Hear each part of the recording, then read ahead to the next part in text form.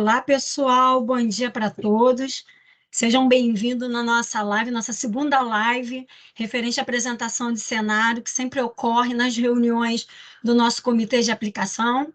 Vamos aguardar o pessoal chegar para poder a gente iniciar a apresentação, tá ok? Então, mais uma vez, sejam bem-vindos à nossa live, tá? Meu nome é Ana Cláudia, eu sou coordenadora do Comitê de Aplicações. Essa live de apresentação de cenário, ela sempre ocorre nas reuniões ordinárias do comitê, com a presença do comitê de risco também. Então, a gente vai iniciar a live dando a palavra para o nosso diretor de investimento para começar a apresentação. Tá ok? Sérgio, você está com a palavra. Olá, pessoal, bom dia. Reforçando aqui o que a Ana acabou de falar, é importante que as perguntas venham com endereço de e-mail para que nós possamos respondê-las, né? Aqui não é um ambiente de debate, na realidade, porque nós temos limitação de tempo, né? Então, mas nós fazemos, eu acho que seria importante que a gente respondesse todas as questões. Nós temos a resposta dos questionamentos, só que a gente não consegue enviar para as pessoas porque não deixaram o respectivo e-mail para que a gente fizesse isso. Bom, vamos lá, o nosso segundo encontro, né? Isso é bom porque a gente começa a medir sem a grande preocupação de acertar os números, mas eu acho que o mais importante é o viés da expectativa, né? Eu lembro que no dia que nós fizemos a nossa primeira live, era pela manhã, e à tarde o Banco Central, o Copom, iria divulgar a nova taxa de juros, né, básica da economia. A gente chegou a comentar algo em torno de 0,25 de queda, que podia chegar a 0,50. Havia uma expectativa apenas, a gente não gosta aqui de cravar, porque não é um prognóstico, né? E o que aconteceu foi o 0,50 de queda, né? E é importante que a gente tenha uma ideia de como o mercado se comporta. Por vir abaixo da taxa de juros, a gente imaginava que, primeiro, o que se imaginou é que os juros ia ter um comportamento de queda ao longo do mês. E o que se observou não foi basicamente isso, né?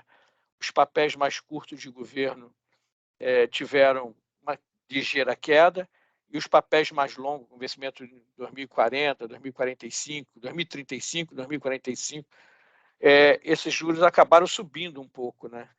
Então, é só para a gente ter uma ideia de que, às vezes, fatores externos, e no caso aqui o que aconteceu foi exatamente um fator externo, né? Os juros nos Estados Unidos acabou subindo no mercado, e os juros de mercado acabou subindo, e isso acabou influenciando a gente, influenciou o câmbio, que também acabou o dólar se valorizando em cima do real. Então, quer dizer, tudo isso mexe em comportamentos, e nós aqui não estamos analisando comportamento dos governos executivos americanos, na Europa e no Brasil, mas sim o que o mercado pode se comportar em função de coisas que aconteçam, inclusive no mundo político, que acaba afetando a economia, sim, né? Nós tivemos a inflação bastante, vamos dizer assim, no mês de agosto. A inflação oficial ainda não foi divulgada, mas a gente acha que ela vem dentro de um comportamento aceitável, né? A própria inflação medida pelo IGPM, ela ainda vem em deflação já em níveis bem mais baixos do que estava sendo observado até julho, né? Os papéis longos eu já falei.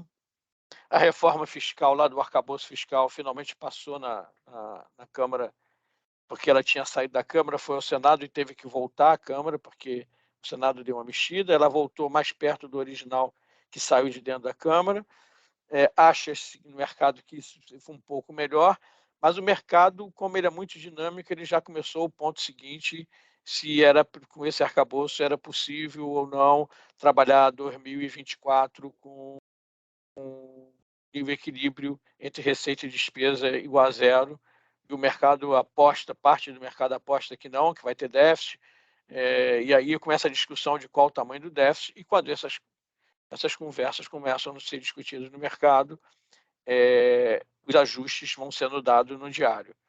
E aqui é importante a gente lembrar que a nossa política de investimentos, ela adota um modelo de ALM, que é um casamento da carteira de investimentos casado com a carteira de compromissos do passivo atuarial, no longo prazo, e aí a gente tem que desfocar um pouco dessa volatilidade de curto prazo e tentar trabalhar com o máximo possível no longo prazo.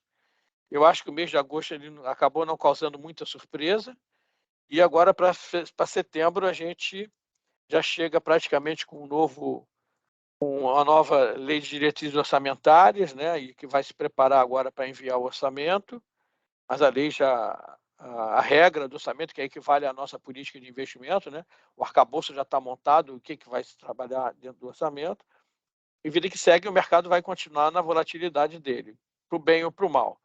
Se a gente pegar o primeiro dia útil de setembro, o mercado evoluiu bastante positivo, né?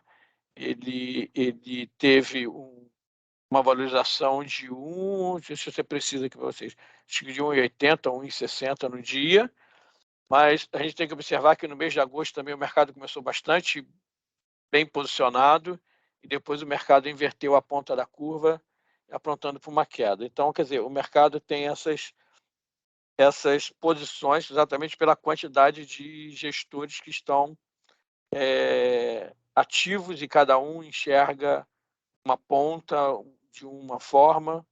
Isso gera a tal volatilidade que vai mexer com o preço dos ativos. Eu acho que a carteira nós conseguimos fechar o mês de julho, e agora estou falando de fechamento de contabilidade, né? Nós já conseguimos ter aí um batimento de meta já agora nos 2 planos, né? O PS1 já bateu a meta atuarial de janeiro a julho, fechou lá em 6,43. Lembrando que a meta atuarial nossa é de inflação e INPC, mais juros de 5,08. Esse plano era o único que não tinha ainda batido a meta até junho, mas em julho conseguiu cravar, e os outros 2 planos estão um pouco acima da meta, né? Que a meta é a mesma, 6,43, mas o retorno deles está um pouquinho acima. Isso se dá específico por alguns papéis ou um modelo de alocação que é um pouco diferente entre os planos, mas os ativos que compõem a carteira são o mesmo. O peso de alocação é que muda um pouco. Bom, então isso a gente tem essa expectativa para setembro. Eu acho que o mercado não deve ter grandes volatilidades. Eu acho que o mercado vai acabar seguindo, mas temos que prestar atenção ainda um pouco na Europa e nos Estados Unidos. Eu acho que qualquer coisa que aconteça lá fora pode mexer com o mercado aqui dentro. Nós temos que ficar de olho no câmbio, que eu acho que se a gente tiver uma valorização do dólar em relação ao real, pode estar existindo também uma saída de recursos estrangeiros para fora, principalmente para os Estados Unidos, se ele vier com uma elevação dos juros. E aí começa, quando você vê o risco-retorno entre o mercado americano e o mercado brasileiro, alguns gestores preferem correr o risco nos juros lá fora, né? Então, isso provoca uma saída de câmbio, uma saída de dólar ou euro, que provoca, por sua vez, uma elevação dessas moedas em relação ao real, né? Então, mas isso a gente tem que esperar um pouco para ver como que isso vai se comportar. Hoje, essa semana saem dados importantes nos Estados Unidos, dados aqui. Aqui a gente já se prevê, a gente já pega o viés a expectativa de crescimento da economia esse ano, ela é altista, já se fala em números de até 3%, acho que o mercado está trabalhando em 2,70% e 3% para o ano de 2023 ainda. Como o nosso cenário é curto, eu acho que nas próximas reuniões aqui vai conseguir se mostrar mais ou menos como é que estão as expectativas para o ano de 2024. E a partir de outubro começa a elaboração da política de investimento para o ano vigente, né?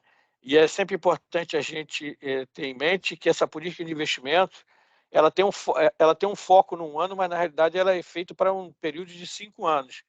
E a legislação pede só que a gente revisite ela anualmente, e ela pode ser alterada como pode não ser alterada, depende muito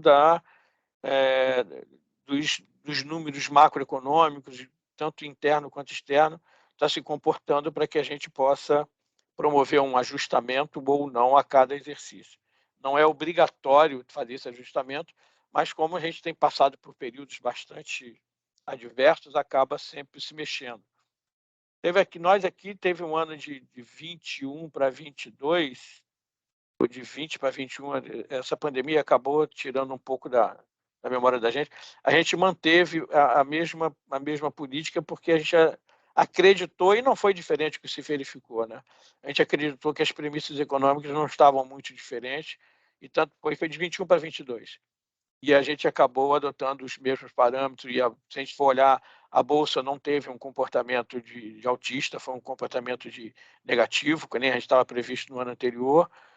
Os juros permaneceram muito elevados durante um tempo, começou a cair agora, né? A primeira queda que existe é a que é de julho.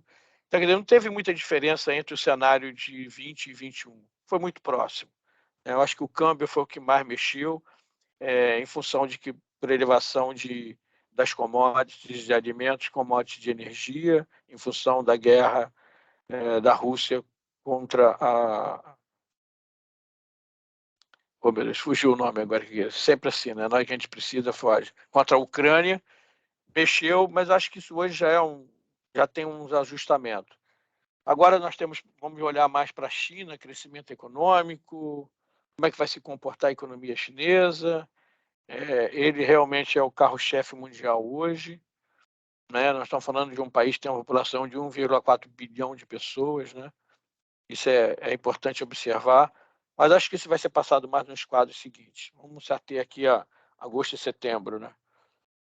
Eu não vejo nenhuma grande mexida no mês. Eu não sei, Milene, se você enxerga alguma coisa, por favor, Milene, Eduardo, Vitor, Ana.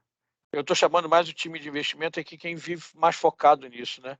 Mas acho que na sequência, quem quiser alguma dúvida ou quiser algum esclarecimento, por favor, se manifeste. Acho que de mudança a gente não tem muito no radar, Sérgio. Você comentou os principais pontos aí da revisão da política de investimentos. E aí, dado todo o cenário que você trouxe também aí do passado, né, desde 2021, tudo, por mais que a gente tenha limites em outros setores de segmentos de risco, renda variável, multimercado estruturado, a gente adotou muito desde o final de 2021 a compra de título público, dado esse cenário de juros maiores. Então, acho que daqui para frente a gente vai olhar, óbvio, com essa queda de cenário, né? Essa mudança de cenário de juros talvez um pouco mais baixo, mas não num patamar como a gente observou em 2020, aí durante a pandemia de juros a 2%, ainda devem ficar bem acima, aí próximo aí bem a 2 dígitos. Então, assim, a gente vai acompanhar, acho que mês a mês, óbvio, diariamente, mas por enquanto acho que segue dessa forma. Maravilha. Só um complemento, Sérgio, acho que falar um pouco, um resumo teu ali, né? Taxa de juros americanas, ela vem batendo acho que as máximas históricas, a gente viu um pouco em agosto esse fluxo ali de capital indo para a economia americana mesmo. Então, dólar perdeu, você pega outras moedas também, moeda próprio ien, você pega yuan, você pega outras moedas asiáticas perdendo um pouco de força ali e o dólar se apreciando. Um pouco de resposta disso, bolsa local. No mês de agosto, né, a gente teve uma queda ali de torno de 5%. No ano ainda segue no positivo, mas acho que o grande desafio agora, pelo menos quando a gente tem conversa ali com gestores, primeiro, você tem um cenário externo ali de possível subida de taxa de juros, o que é negativo para economias emergentes. Se a gente se mantiver nesse patamar de juros mantidos, né, a inflação vem cedendo, Europa e Estados Unidos, aí sim você tem um aspecto positivo para a economia doméstica. Mas, assim, em específico para a bolsa local, acho que nada se tem como alerta, né? Não é nada grave, mas uma correção. A gente veio de 3 meses muito positivos, fortes de bolsa local e Bovespa tendo um retorno interessante. Mas o que em conversa com gestores é mais a seleção interna, né? Quais papéis ali, por exemplo, varejo, comércio ainda devendo um pouco. E setores da economia, né, que pode o comportamento mais no mundo micro, né, Vitor? Exato, exato. Esse é o setorial, né? A Perfeito. análise microsetorial. Bacana. Paulo, você que vive também no front aí de juros, algum comentário? Não, com relação aos juros, Sérgio, principalmente juros locais, né, que que, é claro, depende bastante do que acontece lá fora, mas aqui tem tido uma discussão bastante de como vai ser o ritmo da queda da Selic e qual vai ser a Selic no final do período, no final do ano que vem, né? Então, tem se falado aí mais 3 quedas de meio ponto nas próximas reuniões daqui para o fim do ano. A gente encerraria o ano aí a 11,75. E se fala numa Selic final de período para o fim de 2024 em 9, tá? Isso é mais ou menos um consenso, mas existe a possibilidade de que essa queda seja mais agressiva, né? Se o mercado lá fora se comportar bem, e aqui dentro também a inflação se comportar melhor, tradicionalmente em ciclos de queda de taxa de juros, o mercado subestima o ritmo. Então é possível que a gente chegue no final do ano, alguns economistas têm chamado atenção para isso, é possível que a gente chegue no final de 2024 com uma taxa até abaixo de 9. É claro que isso não é uma certeza. O 9, eu diria que é a projeção mais conservadora, tá? Vai estar pelo menos 9 daí para baixo. E se tiver daí para baixo, aí as perspectivas, principalmente para a Bolsa, vão ficar bem melhores, tá? É uma coisa que a gente vai a conferir ao longo do ano que vem, mas eu acredito que quem tiver posicionado, né, não assim de forma agressiva, mas com a carteira bem diversificada, nos setores corretos, tem uma perspectiva muito boa de bolsa para o ano que vem, em função desses juros mais baixos. Até. Isso deve ser avaliado pela casa que eu digo Serpros, à medida que for elaborar a política de investimento, as expectativas que estão acontecendo a partir de agora, né? Porque agora nós já estamos com alguma coisa já encaminhada, nós temos o arcabouço, a política fiscal já está no forno, então eu acho que aí o que vai comandar, eu acho que a agenda de 2024, efetivamente, além do mundo lá fora, que é importantíssimo, não pode ser desprezado, essa agenda aqui dentro entre como é que vai funcionar a arrecadação e despesa, né, do governo central, né?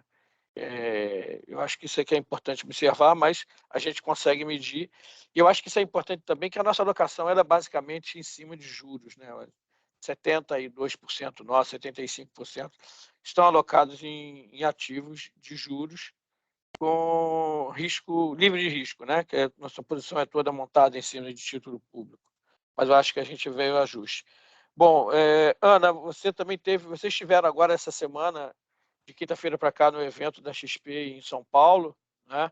É um evento que não é muito focado para fundos para previdência privada fechada, mas você sempre tem contato com muito gestor, o que está acontecendo pelo mundo, o que está acontecendo no Brasil, como é que muita palestra. Você tem algum destaque para fazer? Não, assim, é um evento grandioso demais, né, para o segmento de investimento. Houve muita troca. O legal é que a gente enriqueceu, né, todo o nosso conhecimento em relação ao que a gente vem aplicando, em relação à governança de investimento, né, que é o foco da minha área. A gente conseguiu trocar junto com os demais fundos que a gente participa de várias reuniões, também tem fundações lá.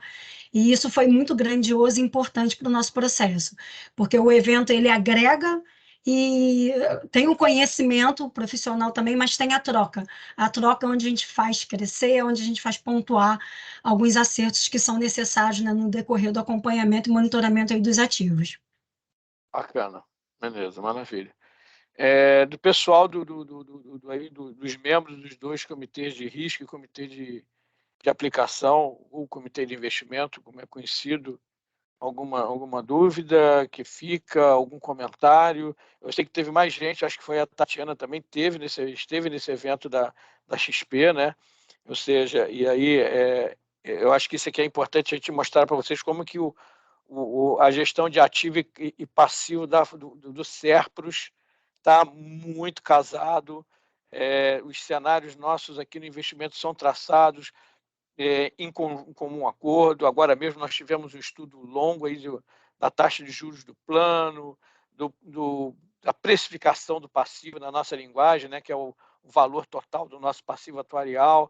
Eu acho que isso é uma discussão aqui internamente muito interessante, e eu acho que no futuro, em algum momento, deveria colocar um ambiente aberto de como que essa discussão, pelo menos na hora que ela chega no final, né, para mostrar o quanto o ativo e o passivo estão casados, inclusive na gestão, o que mostra que o estudo de ALM não está só na prancheta, ela está também dentro dos ambientes de discussão em tempo integral aqui dentro, né? o gestor de ativo pensa em passivo atuarial, o gestor de passivo atuarial pensa em investimento. Acho que isso é um casamento que o Serpes conseguiu atingir essa maturidade, que eu acho que é muito importante e muito salutar, né? Eu acho que a gente, independente da dúvida, temos aqui hoje, nosso grupo já começa a se mesclar. Eu acho que quem pode dar um depoimento disso aí também pode ser, em algum momento, o Nus, que é um gerente recém-chegado na casa, né? Vem de outras casas, de outra gestão, viveu esse mundo, sabe como que essa coisa vive no mundo de fundo de pensão. Eu acho que esse cenário que a gente está vivendo é muito, muito interessante e bastante rico para o Serpes, né? Fica livre aí, gente, alguma dúvida, alguma coisa, por favor. Ok, gente. Então, eu acho que a gente está chegando aí a nossa meia hora. O nosso objetivo é não ser longo, para não ser cansativo. Gostaríamos de receber muito questionamento. Vamos responder os questionamentos. Só que aqui ainda não é um ambiente de debate onde a gente possa abrir para debater. Infelizmente, o tempo para a gente é muito curto, né? Eu acho que é o segundo mês que a gente chega. Nós vamos aprimorar cada vez mais esse ambiente aqui. Eu queria comunicar a toda, vamos dizer assim, a toda a comunidade Serpros, que essa é a minha última participação, né? Meu mandato vence no dia 29 de setembro. Eu estou e não foi renovado. Nós fizemos um processo seletivo bastante maduro e a patrocinadora, que tem o direito de escolher quem ela indica, escolheu um amigo de mim, um colega de mercado, né? Também já passou por fundação, por outros fundos de pensão. Nós hoje estamos fazendo uma reunião aqui de passagem de bastão. Eu acho que esse é um outro processo maduro do Serpes, né? Então, ao longo da semana, a gestão que entra vai participar junto com a gestão que sai da apresentação aos gestores, que a gente chama internamente de gestores da casa, né?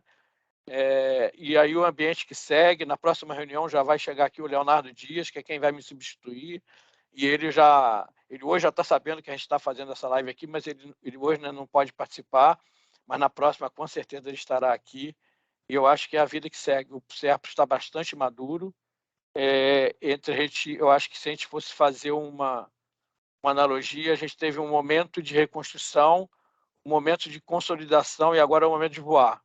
Então, acho que está pronto, o corpo da casa está muito legal. Fica aqui o meu muito obrigado a todo mundo, meu desejo de sucesso para o Leonardo Dias e para toda a diretoria que chega. E, gente, para vocês todos, não só os membros aqui, mas todos que nos ouvem, eu acho que o Serpes está bastante maduro. Graças a Deus ele não está pronto, e nunca vai ficar pronto, que isso é uma mudança diária. Muito obrigado aqui a todo mundo, que eu briguei muito durante 6 anos, e eu brigo feio também, mas acho que essas que a gente chama de briga são discussões técnicas que só servem para engrandecer a gestão de ativo e passivo do Serpros. Esse Serpros já é o 6º fundo de pensão que eu trabalho. Em poucas casas eu vi essa maturidade que a gente atingiu aqui. Não estou dizendo que em outras não existem, mas a gente criou um grau de maturidade muito bacana. Fica meu tchau, o meu adeus, né? Adeus no sentido que a gente não sabe, mas a gente vai se encontrar em algum momento. Eu ainda não vou colocar o pijama, ainda vou trabalhar mais um pouco e a gente se encontra. Mas fica aqui meu agradecimento a cada um de vocês e cada um que está embaixo de cada equipe dessa aí também. Forte abraço para vocês e sucesso para todo mundo.